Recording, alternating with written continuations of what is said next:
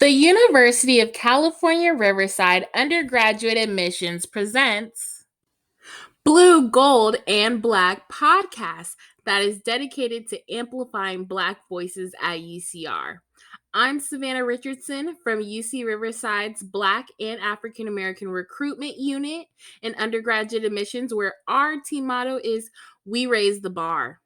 For season 2, not only will we continue to explore the intersection of being Black and being a Highlander, but also take a dive into the past, present, and future, or another phrase, accomplished, achieve, and aspire, of current and Black Highlanders. Hello, everyone. Thank you for joining us on our next episode of the Blue, Gold, and Black podcast, brought to you by the University of California Riverside Admissions Office. My name is Savannah Richardson, and I'll be your host today. I'm an admissions counselor at the University of California Riverside doing Black and African American recruitment. Today, I would like to introduce you to our guest, Norchelle Brown, who's an alumni of UC Riverside. Thank you for joining us, Norchelle. Can you please give us an introduction? Hi, everybody. I'm Norchelle Brown, class of 2013, dual major sociology and African American studies, and I currently am a senior manager working on the U.S. policy and government relations team at Pfizer. Well, thank you for that. We would love to hear about your time at UCR, but before we hear about that, we would love to know what brought you to UCR. Well, I was a transfer student. I'm from LA, born and raised here, and I took a ton of courses within the LA community college system. And when it was time for me to transfer, I decided on UC Riverside, mostly because of the diversity that I saw there. And it wasn't too far away from home, but it was far enough to get a break. Okay, nice. So coming from the LA area, were you a commuter or did you decide to stay close to campus? I stayed close to campus, but I would pretty much go home every weekend. Okay, that's good to hear. And why did you choose your major? You said you double majored in sociology and African American studies. What brought you to that conclusion? I think it was more so of just the opportunity to learn more about myself. I really am one of those people who believe in lifelong learning, and I don't believe that you can really go far in life unless you know who you are. So I definitely wanted to just learn more about myself and my community and how best to serve. And I think sociology paired with African American studies was the best way to do that. Okay, great. And I like that you mentioned that you were a transfer as well. I know many of our transfers don't think that double majoring is a possibility. I would love to know, did you finish within 2 years when you transferred being a double major, and how was that process double majoring? I did finish within 2 years, and it was pretty hard. I'm not gonna lie. I would take far more units than what was required, but I was like, it's free if it was over 12 units. It was the rest were free. So I was like, yeah, let's just pile those on. And I did it, but it's definitely something that can be done. Okay, that's good to hear. Were there any campus resources that you used that helped you out with that? Oh, absolutely. My counselor was tired of seeing me. I like bothered her all the time. Um, there was tons of resources. Like I was in some student organizations, and it was awesome to kind of get support from different offices on campus with supporting the work that we were doing within the student organization. We didn't have to kind of figure things out on our own. But I utilized the heck out of the different programs and resources on campus. Good to hear. So, can you highlight some moments that you would like to share about your time at UCR? Yes, absolutely. I was a part of a student organization called the Student Disability Union, and it was founded by, I believe it was founded by Terrence. So Terrence Stewart was a student with a disability. He was also a transfer student, and we had this like group of us who would just hang out, and he wanted to do things for students with disabilities, and I just really thought it was a noble cause, so I wanted to support as much as possible, and I would plan all of these really great events for the organization, and we actually won student organization of the year out of like 400 different student organizations because of the awesome events that we would put on for students with disabilities and all students really. So that was a really awesome opportunity for me to start planning different events for students. And I actually carried that on to grad school too. Awesome. That's a great way to bridge the gap and to get more people involved for sure. Mhm. Were you involved in the African Student Program Center on our campus? No, to be honest, my first day within orientation and being a transfer student, we kind of like formed our own group and we supported each other throughout. And we didn't really go to ASP. I think that's what it's called. We didn't really go, but we always knew it was a resource if we needed it, especially the printing. Hmm. That's good to hear. So it sounds like you didn't have any issues making friends on campus. Can you let students know the best way to make friends, or maybe you did have? Let's see. The best way for me, I don't know how this came about because I was always a super shy kid. I stayed to myself. But for some reason, when I got to college and transferred to UCR, I decided to be the best networker I can be. So even within my first like week or so, I had applied to go, I think it's called like SOCC and ABC, like go to these different conferences. I didn't know a soul on campus outside of some of the transfer students. And I would get on the bus with all these students I didn't know and travel to UC Davis or UC Berkeley and go talk about issues impacting our community. And I really put my passions for the work that I wanted to do before my fear of meeting new people, if that makes sense. Yeah, thanks for highlighting that. That's actually how me and you have a similar connection. When I started at UCR, I wasn't really sure how to get acclimated, but when Mhm. I came to UCR in 2017, that was actually the year where UC Riverside hosted SOC, like you mentioned, the Mhm. Students Color Conference. Mhm. And then also, I had the chance to go to the African Black Coalition Conference, ABC, and help advocate for our students on our different UC campuses. And like you said, it's an absolute great opportunity to network with other people on other campuses, also looking to uplift our communities on our campus as well.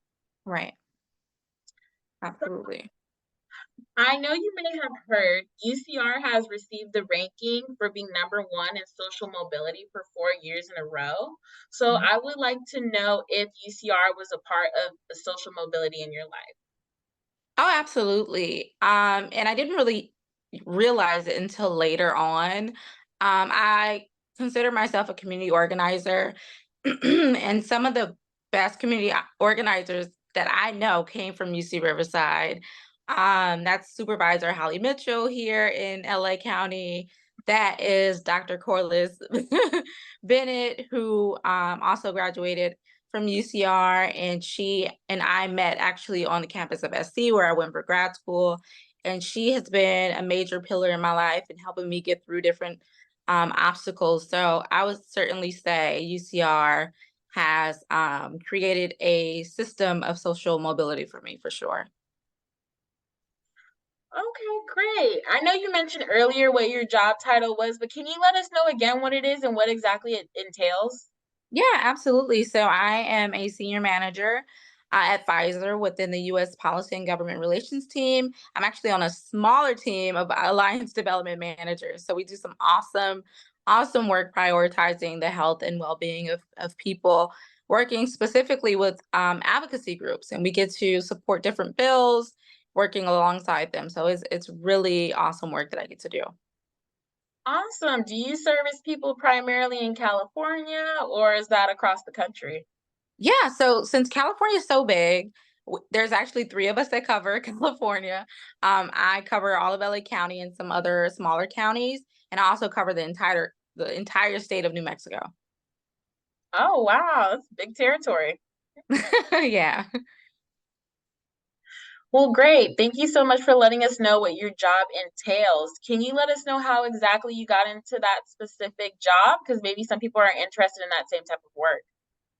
Yeah, absolutely. So I actually, a year or two prior to the pandemic, I started working for a member of Congress and I was able to oversee sort of her health policy priorities. And it was awesome. It was a great learning experience. But then 2020 came and it was time to put what I learned to work. And it was a totally different ball game, right? I was one of the folks here in LA responsible for being on the phone with hospitals and community clinics, making sure that they had ventilators and oxygen and masks and everything they needed to test. And when the vaccine came around, it was time for me to get on the phone with FEMA and make sure that they had set up different mobile units across the communities here in LA to vaccinate our community and make sure that we were safe and protected from COVID-19. So that's one way I was able to be able to work with Pfizer, which was an awesome opportunity. But I started working for the member of Congress because soon after graduate school, I started working for a small nonprofit within my community here in LA. And I was able to do all of their community relations. And I was able to really build relationships with a lot of the elected officials. And that's kind of how I ended up working with the member of Congress. Okay, nice. Mhm. You're talking about a lot of great connections that you have. I would love to know if there's any tips you can share for networking when in school or even outside of school that you think would be helpful. Something I always tell some of my mentees is that if you want to work for an elected official, a lot of times they want to see that you've done it for free. And that sounds kind of strange, but internships are really important for working for elected officials. It's really important to see that you've had either an internship within the same industry or with another elected official. That's always like key. Okay, great. Maybe even if they're a community organizer on their own, maybe even an advocate, great way to Ab- showcase that too. Absolutely. I'd love to know, do you have any advice for a prospective or even maybe even a current UCR student that might be interested in joining your company where you're at now at Pfizer, or maybe even the current field of expertise that you're in now? I would say whatever it is that you enjoy doing as far as your profession, do it to the best of your ability. Don't worry about who's watching because the right eyes will certainly be on you if you're doing what's right.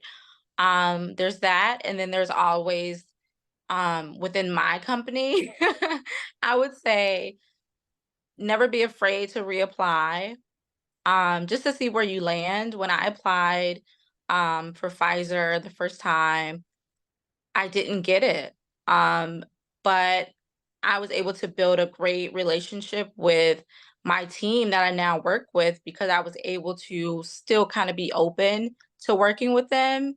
Even though I didn't get the position that I wanted, I actually got something better and I didn't have to move.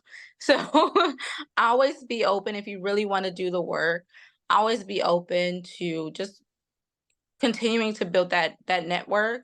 So even if you don't get the position, figure out a way to stay in touch. Okay. Well, Yeah, that's something nice to think about. I know some people, including myself, I'm thinking, oh, I applied to one job. Oh, I didn't hear back.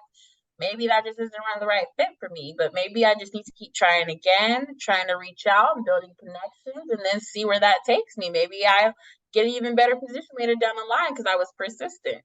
exactly. Well, that's Exactly. really good to hear. Mhm.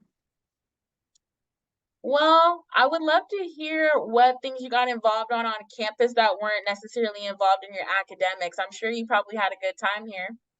I did. So there was Spring Splash and Homecoming that I would go to every year that I was there.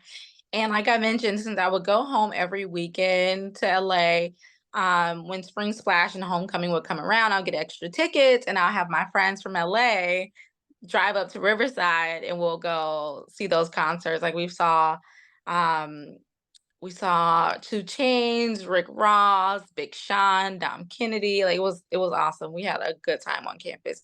And it was also a great way to bring my friends on campus for them to see like what my life was like now outside of high school. Yeah. Yeah, that was a good way to integrate your friends from LA into your new college life. Mhm. It was really cool. Awesome. Well, I want to thank you so much, Norchelle, for joining us today. Also, do you have any last words for those viewers on? Yeah, absolutely. I think I would want to say to everyone, especially if you're in your early 20s, that you are exactly where you're supposed to be. Do not worry. You are exactly where you're supposed to be. And if you ever see me out, feel free to tap my shoulder, say hey, we can connect and figure out what it is that, I can support you guys in. I would love to.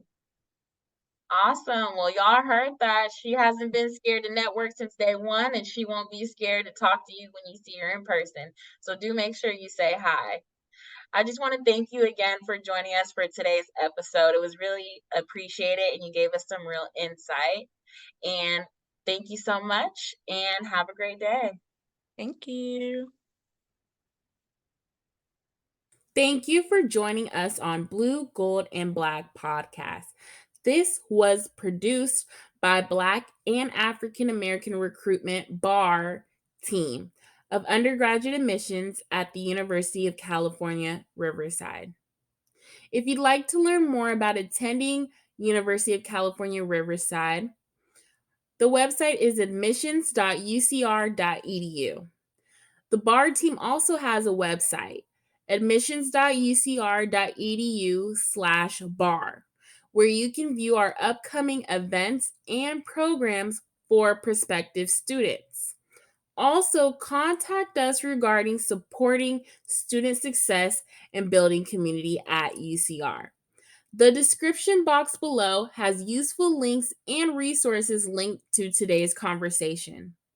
Support this podcast if you enjoyed it by liking, subscribing, and sharing, and also checking out our other episodes as well. I hope to see you on our side.